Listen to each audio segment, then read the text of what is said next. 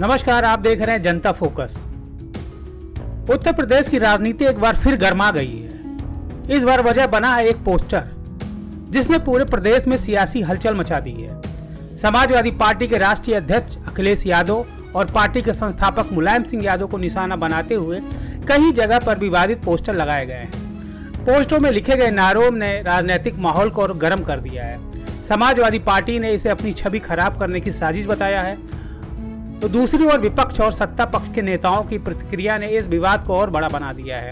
लेकिन सबसे बड़ा सवाल है, क्या यह केवल पोस्टर विवाद है या फिर उत्तर प्रदेश की राजनीति में चुनाव से पहले शुरू हुई एक नई रणनीति? आइए जानते हैं पूरी कहानी। रिपोर्ट्स के अनुसार उत्तर प्रदेश के कई जिलों में ऐसे पोस्टर लगाए गए जिसमें समाजवादी पार्टी और शीर्ष नेताओं को निशाना बनाया गया है। इन पोस्टरों के सामने आते ही सोशल मीडिया पर तस्वीरें तेजी से वायरल होने लगी। कुछ लोगों ने इसे राजनीतिक प्रचार बताया तो कुछ ने इसे माहौल बिगाड़ने की कोशिश कहा। जैसे ही मामला चर्चा में आया, समाजवादी पार्टी के स्थानीय नेताओं और कार्यकर्ताओं ने कई स्थानों पर विरोध प्रदर्शन किया। कुछ जगहों पर पोस्टर हटाए गए और प्रशासन से कार्रवाई की मांग की गई। पुलिस ने भी मामले को गंभीरता से लेते हुए जांच शुरू की। अधिकारियों का कहना है कि पोस्टर किसने लगाए, इसकी पहचान के लिए सीसीटीवी फुटेज और अन्य साक्ष्यों की जांच की जा रही है। समाजवादी पार्टी का कहना है कि यह पूरी घटना सुनियोजित राजनीतिक अभियान का हिस्सा है। पार्टी नेताओं का आरोप है कि चुनावी माहौल बनने से पहले उनकी छवि को नुकसान पहुंचाने के लिए इस तरह के विवाद पैदा किए जा रहे हैं। सपा नेताओं ने कहा है कि लोकतंत्र में राजनीतिक विरोध होना स्वाभाविक है, लेकिन व्यक्तिगत और विवादित पोस्टरों के माध्यम से माहौल को प्रभावित करने की कोशिश उचित नहीं है। उन्होंने प्रशासन से मांग की कि दोषियों की पहचान कर उनके खिलाफ सख्त कार्रवाई की जाए। इस विवाद पर अलग अलग राजनीतिक दलों की प्रतिक्रियाएं भी सामने आई हैं। कुछ नेताओं ने पोस्टरों की अभिव्यक्ति की स्वतंत्रता का हिस्सा बताया, जबकि अन्य नेताओं ने इसे राजनीतिक संदेश का माध्यम कहा। दूसरी ओर समाजवादी पार्टी लगातार यह सवाल उठा रही है कि यदि पोस्टर अवैध तरीके से लगाए गए हैं तो जिम्मेदार लोगों पर कार्रवाई क्यों नहीं हो रही है। यही वजह है कि यह विवाद अब केवल पोस्टर तक सीमित नहीं रहा, बल्कि राजनीतिक बयानबाजी का विषय बन गया है।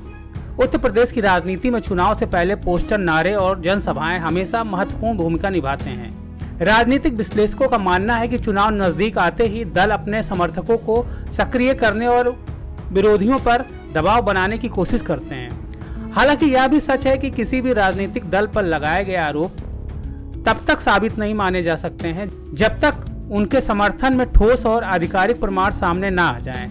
इसलिए इस पूरे विवाद को फिलहाल राजनीतिक आरोप प्रत्यारोप के रूप में देखा जा रहा है। आज के समय में किसी भी पोस्टर या बयान को वायरल होने में कुछ ही मिनट लगते हैं। इस मामले में भी पोस्टरों की तस्वीरें सोशल मीडिया पर तेजी से फैल गई हैं। इसके बाद लोगों ने अपने अपने राजनीतिक विचारों के अनुसार प्रतिक्रियाएं दी।